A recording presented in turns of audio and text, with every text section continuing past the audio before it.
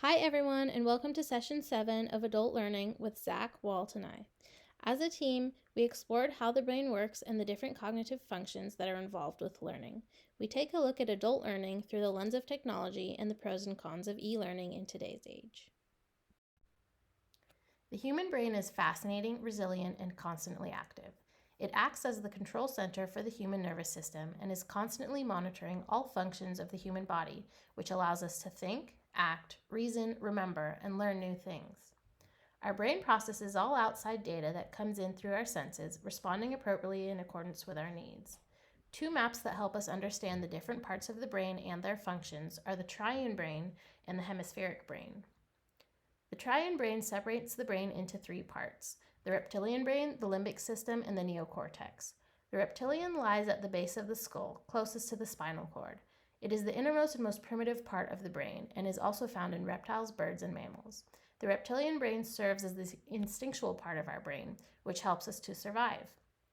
This part of the brain is what gives us our fight or flight response when faced with danger and is responsible for ensuring our survival through basic needs such as feeding and mating. Surrounding the reptilian brain is the limbic system, which takes in sensory data that is then processed in the neocortex. The limbic system recognizes feelings and emotions before sending these messages to the neocortex, where they are then processed into meaning. The limbic system is essential in memory formation associated with emotion. As stated in the text, we may think of ourselves as thinking creatures that feel, but biologically, we are feeling creatures that think, which explains a lot of what we know about adult learning. When presented with a learning experience that rouses a previously threatening or painful memory, this new experience will be avoided or at best seen as negative. Likewise, a learning event that connects with a memory of a positive learning experience will be embraced and seen as positive. Finally, the neocortex is the outermost portion of the brain and is responsible for thinking and reasoning. According to the text, the neocortex is where all learning occurs, as it is where we reason, plan, worry, create, and innovate. The neocortex depends on the limbic system and reptilian brain to pass on and interpret information for meaning. The hemispheric brain separates the brain into left and right halves. This view splits up the brain by its mental functions. The left hemisphere controls the right side of the body and encompasses logical and analytical functions, while the right hemisphere controls the left side of the body and performs tasks that have to do with creativity and intuition. From what we know so far about adult learning, the use of both left and right hemispheres is incredibly important to maximize learning and develop skills.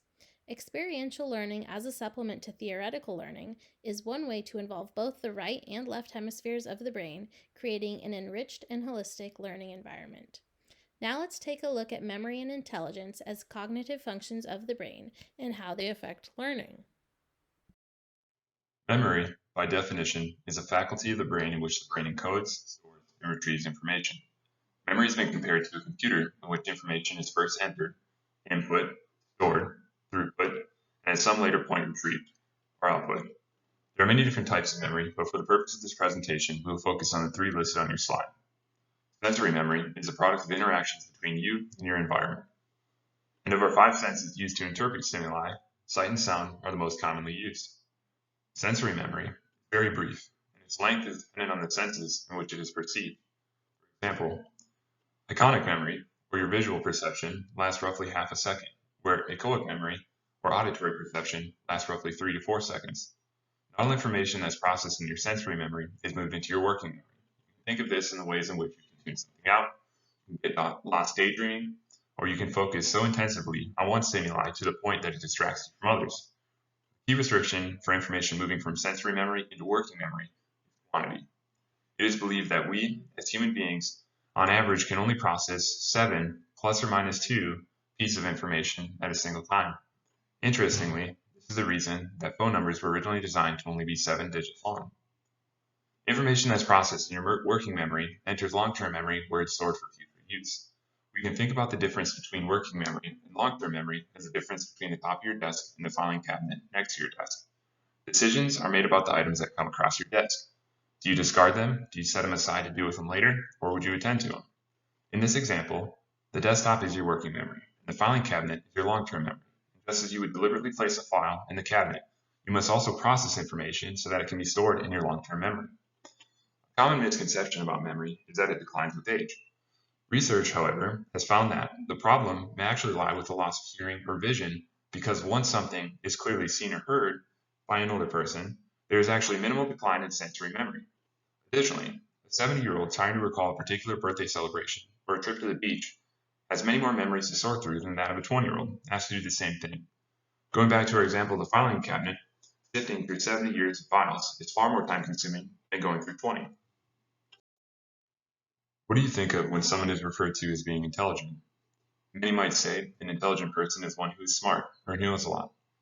In a school setting, an intelligent person might be defined as one who learns easily and seems to remember what they learn more readily than others. Some think of intelligence as the score they receive on taking an intelligence test. Thurstone originally assessed intelligence on the basis of 7 distinct measures: spatial relations, reasoning, word fluency, verbal meaning, numbers, perceptual speed, and memory. And in the mid-1960s, intelligence was further refined to fall into 2 categories: fluid intelligence and crystallized intelligence. Fluid intelligence is hardwired, dependent on the central nervous system, and involves abstract reasoning, pattern recognition, and response speed. Crystallized intelligence, on the other hand, is dependent on life experience and education. It consists of sets of skills and bits of knowledge that we learn as part of growing up in any given culture, such as the ability to evaluate experience, the ability to reason about real-life problems, and technical skills learned for a job and other aspects of life. Research suggests that as an adult ages, fluid intelligence decreases, perhaps due to the slowing down of response rate with age, while crystallized intelligence increases, giving a fairly stable measure of intelligence over time. Garner defines intelligence as a biopsychological potential to process information that can be activated in a cultural setting to solve problems or create products that are of value in a culture. Essentially, Garner postulates that intelligence is far more broad than what can be captured in a standardized IQ test, and that we cannot simply codify one's intelligence from an academic assessment. As we know, historically, higher education has emphasized and rewarded verbal and analytical reasoning, such as the verbal and quant scores that are assessed in the Graduate Readiness Exam, or the GRE. In recent years, however, more attention has begun to highlight how admission criteria could be expanded beyond the verbal and math tests that assess only 2 of Garner's intelligence categories. Take a minute to review the 9 intelligence categories that are listed on the slide, knowing that the first 2 have been the basis for traditional intelligence testing, and if given the chance to effect change, would you be for or against the development of a broader measure of one's intelligence quotient? Let's think of the last time you visited a library to check out a book or open an encyclopedia or dictionary. Chances are overwhelmingly in favor of the idea that you have not done this in a long time. Information is at our fingertips 24 hours a day, where we have the ability to learn everything from a definition of a word to how to build a house, all without leaving our beds. The ability to access information has facilitated learning in a way that is convenient and meaningful for adults. As of 2019, the Pew Research Center estimates that over 90% of adults in the United States have access to the internet, with an estimated 97% of those in the 30 to 49-year-old demographic having access. This surge in internet access has made it easier for adults to access and complete higher education programs that make them more competitive in the professional world. The National Center for Education Statistics shows that as of 2019, 38% of online undergraduate students were over 25. 60% work while attending school, and that the number of adults enrolled in online learning is expected to grow to almost 10 million in the US by 2025. With the onset of the hysteria caused by the coronavirus, these numbers and all numbers related to e-learning for all age groups should continue to rise.